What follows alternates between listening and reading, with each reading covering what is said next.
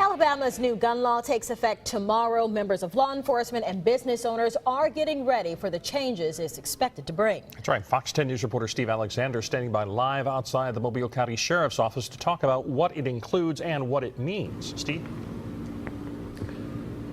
Now, this is something we've been following here at Fox 10 for months, and no doubt you've heard a lot about it. Well, it finally takes effect tomorrow. And law enforcement officials like Sheriff Sam Cochran and Hoss Mack have been studying it very closely, and they've noticed the effects of what happens even before it goes on the books.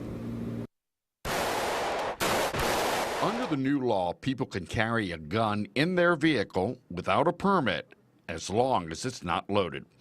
The law also allows people to keep guns in their cars at work. But if there is an incident involving a gun on the business's property, the gun owner, not the business, will be held liable.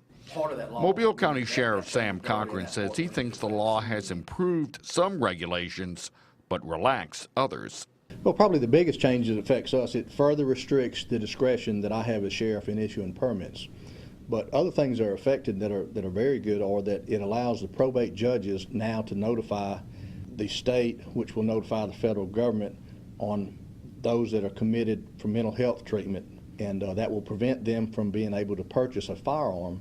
Baldwin County Sheriff Hoss Mack says he thinks the law is basically good, but he's already gotten a lot of questions about where firearms can be carried, and he thinks more calls and questions are ahead. Again, I think we're going to get the calls where we're going to have people that are going to see someone bringing a pistol onto a certain premises.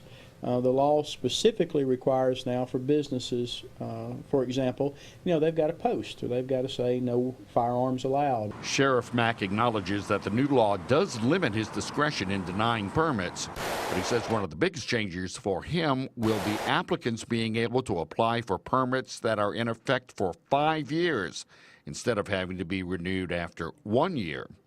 Another change for both sheriffs: they have not been issuing permits to people under 21 years old. The minimum age will now go down to 18. The same law does not require them to go through any type of training.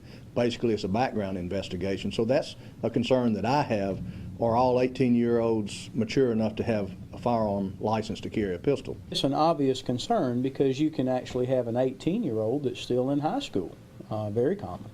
And so the level of maturity may not be there. That's an issue they will be watching real closely, as we will too. Now, coming up on your only local news at 5:30, Sheriff Cochran talks about one effect of all this is having right now, even before the law goes in effect. That's something unusual, and it involves convicted felons. We'll have that coming up later. Reporting live from the Sheriff's Office, Steve Alexander, Fox 10 News.